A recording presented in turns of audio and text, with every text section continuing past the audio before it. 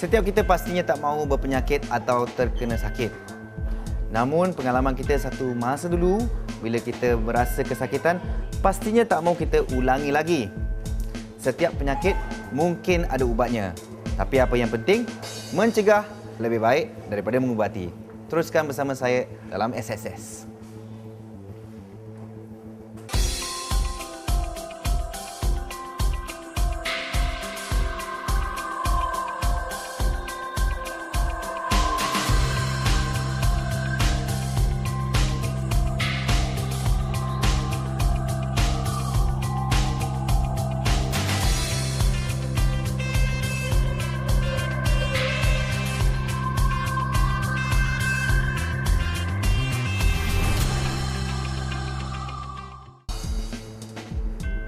Makan dan minum ialah rutin harian bagi kita. Dan pengetahuan tentang pemakanan yang sihat adalah menjadi bonus untuk diri kita. Tapi persoalannya, adakah kita bersenam atau beriadah dan menjadikannya sebagai rutin juga? Jika tidak, mulakannya dari sekarang. Mari kita bersama dengan ikon sihat kita minggu ini untuk mengetahui apakah rutin hidup sihat beliau. Jom!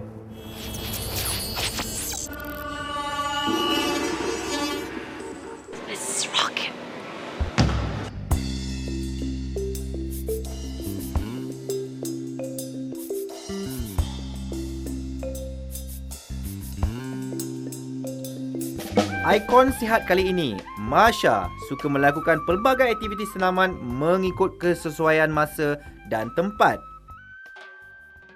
Kesihatan tu penting bagi seseorang, bukan untuk kita mengamalkan kita punya stamina aja, tapi untuk kesihatan kita dari segi long term. Kita kena sentiasa sihatlah supaya kita tak adalah dijangkiti penyakit ke, kan.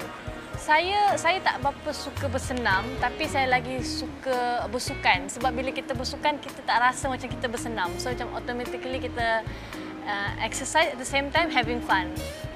Contohnya basketball, saya suka orang kata main futsal, kadang-kadang football, which is the same thing.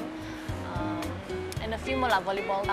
Kickboxing is good for the stamina. Macam I selalu menyanyi, I berlakon, so stamina tu penting untuk saya. So bila buat kickboxing ni, betul-betul orang kata menguji I punya stamina jugalah.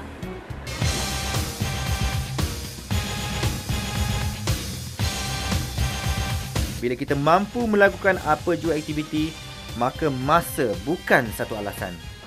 Seorang selebriti tu kenalah luangkan masa untuk exercise sebab in this line kita perlukan stamina, especially singer.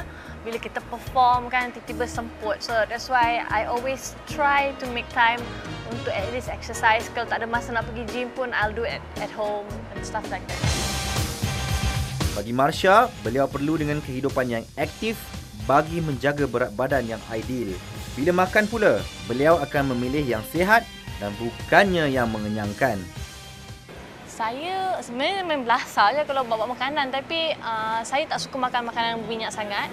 Saya tak adalah orang kata cautious sangat tentang food lah, tapi saya ni memang kau makan, but saya tak makan makanan berminyak. Saya makan macam contohnya sayur-sayuran, buah-buahan, itu banyaklah. Kalau minum air, saya tak berapa suka minum minuman yang apa orang kata berkarbonat. Saya lagi suka juices, anything that is not acidic. Saya kalau bila dah syuting ni, kita syuting selalu awal pagi. So memang breakfast tu penting untuk saya. Kalau tak, memang tak bermaya lah nak syuting kan. So saya selalu tak akan miss breakfast, lunch and dinner.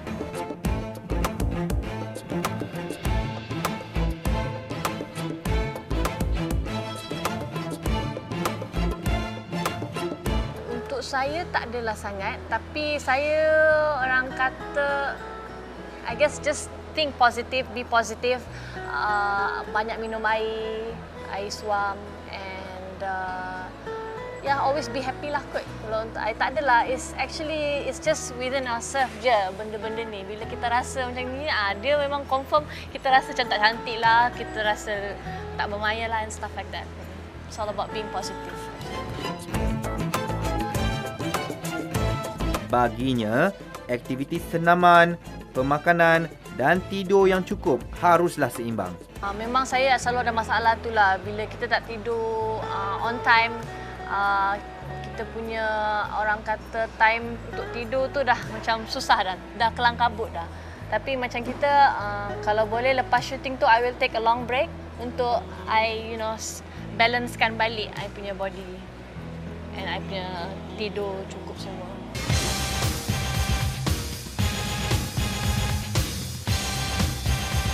Amalan sihatnya selama ini telah memberi banyak faedah dalam meneruskan kerjanya. Untuk semua di luar sana, kita kena sentiasa orang kata mengamalkan kesihatan yang orang kata sihatlah. We should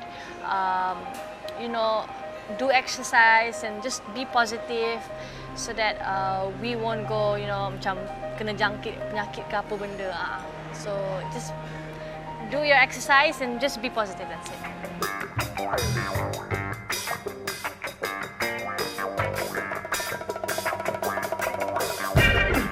Ni is one of my favorite food, wonton soup. Chicken is good for us because it's protein, so it helps to make us strong and sedap.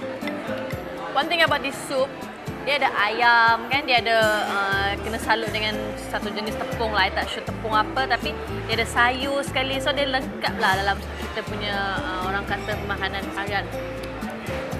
Ni pun dah cukup dah for our daily punya food. Ini soya cincau. Cincau is good untuk sejukkan badan kita, and somehow I heard that soya is good for the skin. So memang elok lah untuk kita perempuan yang suka jaga very particular about our skin lah. This is a good drink.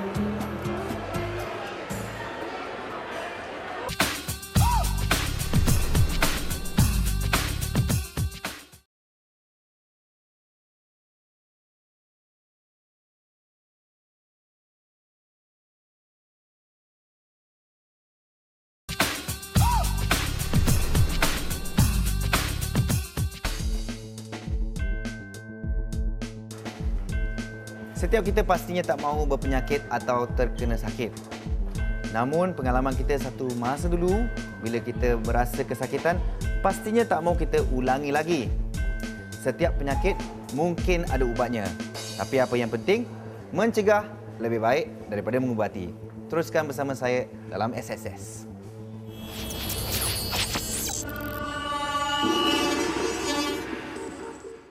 Pengurusan rasa sakit atau pain management adalah salah satu perkhidmatan untuk merawat penyakit yang kronik dari kepala hinggalah ke kaki. Ia adalah salah satu kaedah rawatan untuk pesakit yang mengalami kesakitan yang berpanjangan seperti di bahagian tulang belakang. Kaedah ini amat berbeza dengan rawatan pakar penyakit lain kerana kaedah ini akan diaplikasi pada pesakit tertentu yang telah terlalu lama mengalami gangguan kesakitan. Kebiasaannya, golongan atlet atau mereka yang bekerja berat sering mengalami penyakit ini. Bila kita bincang atau katakan mengenai pain management, sebenarnya bukanlah kita bincangkan tentang perawatan apa sahaja sakit, sebab kebanyakan sakit yang acute, kebanyakan doktor akan bahkan ataupun boleh mengubat sakit yang acute ni, maksudnya menggunakan ubat, kaedah perubatan ataupun guna drugs ataupun guna kaedah fisioterapi semua tu ya. Jadi itu perubatan sakit yang acute lah. Tapi kalau sakit tu kronik yang dah berulang-ulang dah lama, dia memerlukan satu kaedah lain yang agak lebih rumit untuk menghilangkan sakit-sakit yang kronik ni. Punca dia datang daripada tulang belakang kebanyakannya. Tetapi kaedah-kaedah pain management atau interventional chronic pain management ni bukan saja boleh kita gunakan untuk spinal pain atau sakit-sakit di tulang belakang, tapi boleh kita apply atau kita gunakan di tempat-tempat yang lain di kaki, tangan, untuk headaches dan lain-lain lagi. Jadi banyak aplikasi perawatan ataupun management chronic pain management ni lah. Okey. pesakit ni dia mengalami sakit belakang, lower back pain, yang datangnya daripada sendi sacroiliac, dua-dua belah. Sendi sacroiliac ni dekat pinggul, yang bahagian belakang pinggul, lebih kurang di sini dan di sinilah. Jadi pada hari ini kita akan membuat prosedur yang kita panggil radio frequency ablation, or in short RFA, ke atas dua sendi ni, sendi sacroiliac joint atau sendi sacroiliac. Ini satu dan ini satu. So ni belah kanan, ni belah kiri lah, sebab patient meniarap kan. So ni belah kanan, ni belah kiri. Okay. So apa yang kita akan lakukan, sebab nombor satu, kita boleh cuba inject sendi itu pun boleh hilangkan sakit. Tapi teknik yang lebih kita gunakan sekarang ni is to menghalang saraf halus, yang pergi kepada sendi ni dan yang mengesan sakit tu lah. So kalau kita boleh menghalang saraf-saraf halus ni, walaupun sendi ni sakit, dia tak ada rasa sakitnya lah. So itu idea dia. Jadi kita boleh halang saraf halus tadi dengan menggunakan kaedah radio frequency ablation, ataupun RFA. So bila kita dah kena lebih kurang saraf tu, kalau once kita dah tahu, dah dekat kita inject ubat kebas, supaya dia tak sakit semasa kita buat radio frequency ablation. So kita bagi ubat kebas sikit, yang sakit satu, ataupun ada kena saraf-saraf yang lebih mustahak lah, macam saraf besar dia yang menggerakkan kaki, kita tak nak kena saraf besar. Okay. So kalau kita bagi motor stimulation dan kaki dia tak bergerak, itu maksudnya tak kena saraf besar lah, tak kena motor nerve lah, atau saraf motor. Jadi kalau tak kena saraf motor, kita boleh lesion lah, kita boleh burn lah. Kalau kena saraf motor tak boleh burn lah, kena ubah. Okay. So once kita sure, kita bagi ubat kebas sikit, bagi ubat kebas supaya tak sakit masa kita panaskan. So 80 degree centigrade boleh membakar nerve tu lah, merosakkan nerve tu supaya nerve tu tak berfungsi lagi. Patient akan rasa lega, akan rasa improve pain, dan kita aim kalau boleh improvement of pain tu 80% ke atas lah. That is good improvement. Kita boleh campur dengan rawatan fisioterapi ataupun ubat, tapi selalunya dengan kaedah ini pun patient dah agak selesa lah. Tapi kalau katakan sakit berulang lagi, sebab saraf ni dia boleh tumbuh balik. So kadang-kadang sakit sendi itu boleh datang balik. Tapi kita boleh ulang balik prosedur ni pada masa akan datang, selalu lebih kurang 3 bulan lagi ke. So lepas kita buat 3 kali ataupun 4 kali, sakit tu boleh hilang terus-menerus lah, dan tak datang lagi. Teknik seterusnya ni kita nak demonstrasikan satu teknik yang telah dipopular atau diasaskan oleh Profesor Gabo Rex from Lubbock, Texas, yang dipanggil Rex tu dipanggil Rex procedure ataupun epiduralysis ataupun epidural neuroplasty. Agak very practical dan boleh menghilangkan, mengurangkan sakit belakang yang kronik ataupun yang acute, sakit-sakit slip disc, yang disknya pecah, ataupun sendi tulang belakang yang pecah yang menyebabkan kesakitan, dan boleh juga digunakan untuk sakit belakang pada orang-orang yang telah berumur, spondylosis, spinal stenosis, epidural fibrosis. Jadi banyak indikasi dia. Ini dipanggil catheter, epidural catheter, or Rex catheter. Dia kat tulang sacrum ni, dia ada satu tingkap, window. Sacral hiatus kita panggil, satu tingkap, dan melalui tingkap tu kalau kita masukkan ubat ataupun catheter, dia akan masuk ke epidural space atau ruang epidural. Kemudian bila kita dah masuk ke catheter ni, kita masukkan kontras balik to confirm the position of the catheter.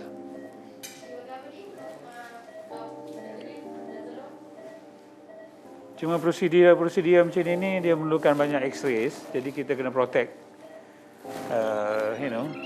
diri kita sendirilah dengan gown, lab gown, lab apron, right, turret shield, goggles.